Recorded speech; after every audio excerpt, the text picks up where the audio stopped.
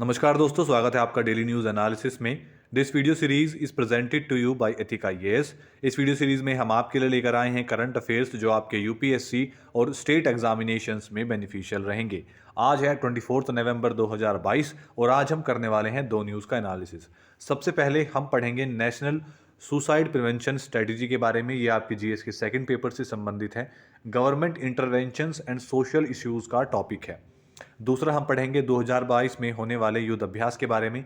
ये आपके जीएस के थर्ड पेपर से संबंधित है। इंटरनल डिफेंस का टॉपिक है और प्रीलिम्स एग्जाम के लिए इंपॉर्टेंट है। वीडियो में आगे बढ़ने से पहले मैं आपसे रिक्वेस्ट करूंगा कि आप इस चैनल को सब्सक्राइब कीजिए और बेल आइकन जरूर दबाइए ताकि आपको नोटिफिकेशन मिल सके और आप इस रिच कंटेंट को समय रहते ग्रैस्प कर सके और अपनी तैयारी को मजबूत कर सके। अब आइए बात करते हैं अपनी पहली न्यूज़ के बारे में। तो हमारी ministry of health and family welfare ने अपनी नेशनल सुसाइड प्रिवेंशन स्ट्रेटजी जो है वो अनाउंस की है। ये अपने आप में एक पहली ऐसी पॉलिसी है जिसके अंदर गवर्नमेंट पब्लिक हेल्थ से को प्रायोरिटी में रखकर सुसाइड्स को कम करने के लिए फ्रेमवर्क तैयार कर रही है और ऑब्जेक्टिव्स बना रही है। ये स्ट्रेटजी क्या है? देखिए, हमारी मिनिस्ट्री के मुताबिक ये स्ट्रेटजी जो है मेंटल हेल्थ को प्रमोट करेगी और सुसाइड्स को प्रिवेंट करने के लिए काम करेगी आने वाले 10 सालों के अंदर। इसका गोल ये है कि आने वाले 10 सालों में, आने वाले 2023 तक ही हम अपनी सुसाइड मोर्टेलिटी को 10% तक कम कर लें। जो स्ट्रेटजी प्रोवाइड करा रही है, ये जो फ्रेमवर्क है, इसके अंदर जो मल्टीपल स्टेक होल्डर्स हैं वो कई सारी एक्टिविटीज़ को इम्प्लीमेंट करके सुसाइड्स को रोक सकते हैं हमारे देश के अंदर, और वो प्रिवेंट करेंगे कई सारी एक्टिविटीज़ के थ्रू, जिससे कि सुसाइड्स जो हैं वो कम हो सके। अब इसके ऑब्जेक्टिव्स क्या हैं? इसका पहला ऑब्जेक्टिव ये है कि एक इफेक्टिव सर्विलेंस मैकेनिज्म बनाया जाए, एस्टेब्लिश किया जाए, जिससे कि आने वाले 3 सालों के अंदर ही हम सुसाइड्स को कम कर सकें। दूसरा, एक साइकेट्रिक आउटपेशेंट डिपार्टमेंट एस्टेब्लिश किया जाए, जिससे हम जो सुसाइड प्रिवेंशन सर्विसेज हैं वो प्रोवाइड करवा सकें सभी डिस्ट्रिक्ट मेंटल हेल्थ प्रोग्राम्स के अंदर जो भी हमारे देश के अंदर चल रहे हैं आने वाले 5 सालों के अंदर। तीसरा, इसका एम ये है कि हमारे जो एजुकेशन इंस्टीट्यूशंस हैं उनके सिलेबस में मेंटल वेलबींग से संबंधित जो करिकुलम है उसको ऐड किया जाए, इंटीग्रेट किया जाए, और ये हम करने जा रहे हैं आने वाले 8 सालों के अंदर।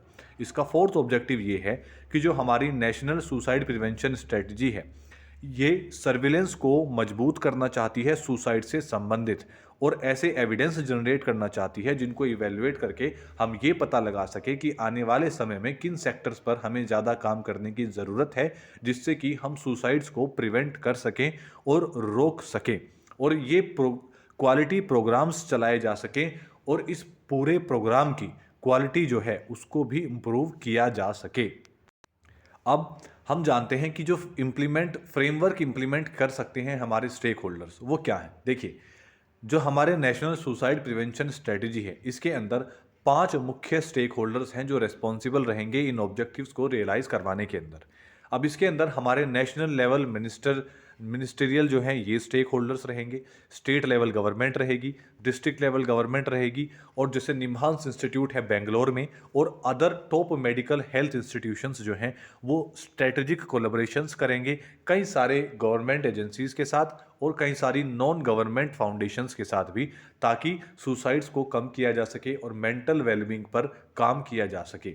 देखिए, ये जो एक चार्ट अभी आप देख रहे हैं ये ministry of health and family welfare से संबंधित है, गवर्नमेंट ऑफ इंडिया के। इसके अंदर इसके सेक्रेटरी हैं, इसके डायरेक्टर जनरल्स हैं जो हेल्थ से संबंधित हैं। इसका एक एपेक्स सेंटर है, जैसे जो एक्सेलेंस है जो मेंटल वेलबींग से संबंधित है, जिसका नाम है निम्हांस, ये बेंगलुरु में स्थित है। इसका जो डेटा है, क्योंकि ये सिर्फ मेंटल वेलबींग से संबंधित है तो इसके डेटा का इस्तेमाल किया जाएगा। ये काम करता है मेंटल हेल्थ के एक्सेलेंस के लिए। अब सेक्रेटरी के अंदर जो इनके असिस्टेंट सेक्रेटरी आते हैं या फिर मैनेजिंग डायरेक्टर्स हैं जो कि डायरेक्टली संबंधित हैं मिशन डायरेक्टर्स या फिर नेशनल हेल्थ मिशन से। अब देखिए, एक चार्ट बना हुआ है।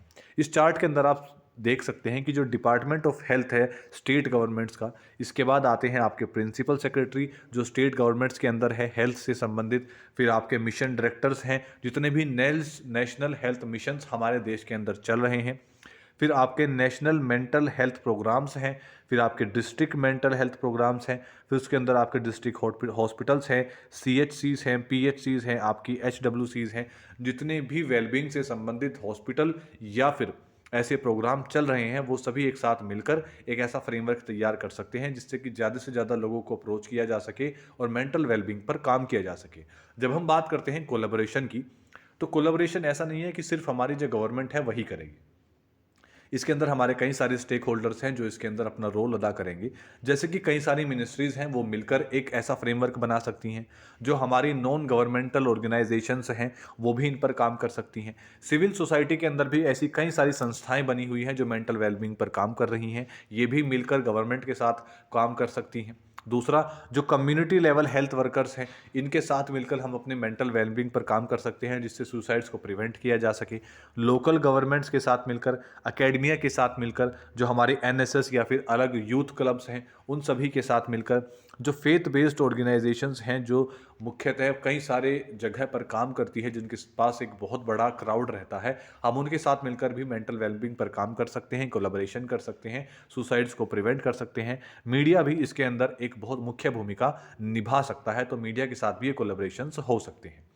अब अगर हम बात करते हैं कि इस समय भारत के अंदर सुसाइड्स का करंट सिनेरियो क्या चल रहा है, तो एक एनुअल रिपोर्ट जो कि नेशनल क्राइम रिकॉर्ड ब्यूरो ने दी है, उसके मुताबिक जो अगस्त में रिलीज की गई है, 1.64 लाख पीपल जो हैं उन्होंने अपनी जान गंवाई है 2021 के अंदर, जो कि 7.2% बढ़ गया है 2020 के मुकाबले। ये 10% ज़्यादा है कोविड डेथ के मुकाबले। भारत के अंदर 2020 में 1.48 लाख लोगों ने जान गंवाई है कोविड की वजह से, और 6.8 टाइम्स मैटरनल डेथ हुई है, मतलब 23,800 जो डेथ हैं वो उसी साल ज़्यादा हैं सुसाइड्स की। तो देखिए, जो हमारे नेशनल क्राइम रिकॉर्ड ब्यूरो है, इन्होंने कहा है कि 1 लाख से ज़्यादा जो लोग हैं हर साल हमारे देश के अंदर, वो मात्र सुसाइड्स की वजह से मरते हैं। पिछले 3 सालों के अंदर जो सुसाइड रेट है हमारे देश के अंदर, वो बहुत तेज़ी से बढ़ा है। वो 10.2 से 11.3% पर पहुंच गया है 1 लाख की पॉपुलेशन पर। मोस्ट सुसाइड्स जो है भारत के अंदर, वो यूथ और मिडल एज्ड एडल्ट करते हैं, जिसमें कि 65% जो सुसाइड हैं 2020 के अंदर, वो रिपोर्ट किए गए हैं 18 से 45 साल की आयु के बीच के जो लोग हैं, इन्होंने ये सुसाइड अटेम्प्ट किए हैं। अब देखिए, इस समय जो सुसाइड को प्रिवेंट करने के लिए इनिशिएटिव्स भारत में चल रहे हैं, वो क्या क्या हैं।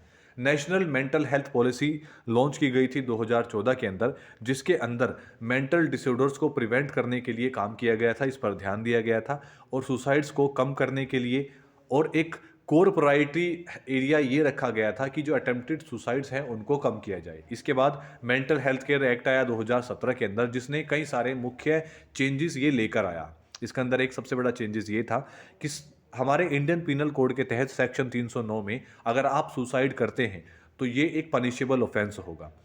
2017 में आए मेंटल हेल्थ केयर एक्ट के अंदर ये, जो कि मई 2018 से लागू हुआ था, डीक्रिमिनलाइज कर दिया गया अटेम्प्टेड सुसाइड को। अगर अब आप सुसाइड करते हैं और आप बच जाते हैं तो ये अब पनिशेबल ऑफेंस नहीं है। इसके अंदर ये इंश्योर किया गया है कि अगर कोई किसी पर्सन ने अटेम्प्टेड सुसाइड किया है तो उसे ऑफर की जाएगी अपॉर्चुनिटीज रिहेबिलिटेशन के लिए, ताकि उसके मेंटल वेलबींग पर काम किया जा सके और उसे जिस भी परेशानी से वो बंदा गुजर रहा है उसे उससे बाहर निकाला जा सके, ना कि उसे ट्राइड किया जाए या फिर उसे पनिश किया जाए, कोई सज़ा दी जाए, ट्राई किया जाए कोर्ट के अंदर। कई सारे ऐसे प्रोग्राम्स चल रहे हैं जिसने national mental health programme, national palliative care programme, Ayushman Bharat, Nasha Mukti अभियान टास्क फोर्स, ये अभी भी चल रही हैं हमारे देश के अंदर। अब हम बात करेंगे जॉइंट मिलिट्री एक्सरसाइजेज के बारे में।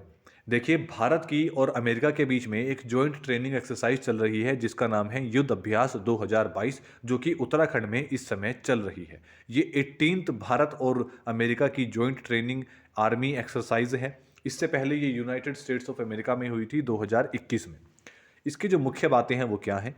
इस एक्सरसाइज में, युद्ध अभ्यास के अंदर, ये हर साल होती है भारत और अमेरिका के बीच में। इसका मुख्य एम ये रहता है कि ये अपनी जो बेस्ट प्रैक्टिसेस हैं उन्हें एक्सचेंज करते हैं, अपने टैक्टिक्स, टेक्निक्स और प्रोसीजर्स जो हैं इन्हें एक्सचेंज करते हैं दोनों आर्मियों के दोनों जो नेशंस हैं अपनी आर्मियों के बीच में।